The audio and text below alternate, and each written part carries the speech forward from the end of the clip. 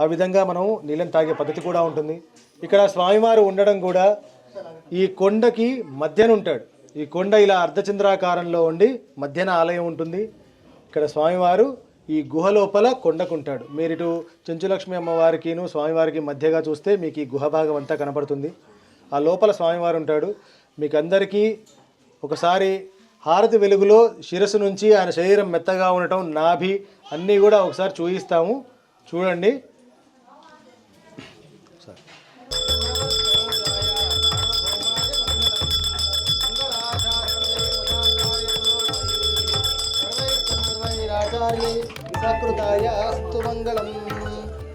అందరూ చూడండి ఒకసారి. ఇది స్వామివారి శిరసు భాగం, నుదుటిపై తిరునామాలు, స్వామివారి కళ్ళు, ముక్కు, నోరు, సింహంతల మానవ శరీరం, శంఖచక్ర గదా పద్మాలతో చతుర్భుజుడిగా స్వామివారి ఇక్కడ స్వయంభూగా వెలిసి ఉన్నారు. స్వామివారికి ఎడం వైపున గద ఉంటుంది, ఈ పక్కగా శంఖం ఉంటుంది, కుడివైపున సుదర్శన చక్రము, పైన పద్మము ఉంటాయి.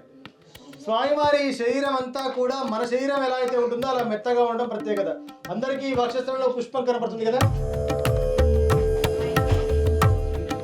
ఇలా ఆయన దేహం అంతా కూడా మెత్తగానే ఉంటుంది.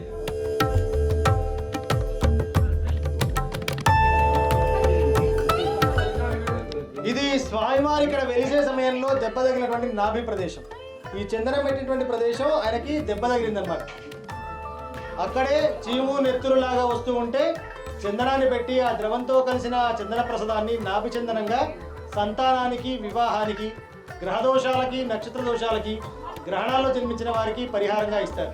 మనం ఇందాక చెప్పుకున్నట్టుగా ఇక్కడ స్వామివారు నిలబడి ఉంటారు. స్వామివారి కాళ్ళు ఇవన్నీ కూడా మనం చూడొచ్చు. స్వామివారి విధంగా ఇక్కడ నిలబడి ఉంటారు. పాదాలు మనకు కనపడే అవకాశం లేదు, లోపలిగా ఉంటాయి. ఆ పాదాల కింద నుండే చింతామణి తీర్థం వస్తుంది. అయితే ఆ చింతామణి అనేది ఆ ప్రదేశం పేరు. రుద్రమదేవి ఈ ప్రదేశాన్ని పరిపాలించిన కాలంలో ఆవిడ ఈ ప్రదేశానికి వచ్చినప్పుడు నామకరణం చేసిందట.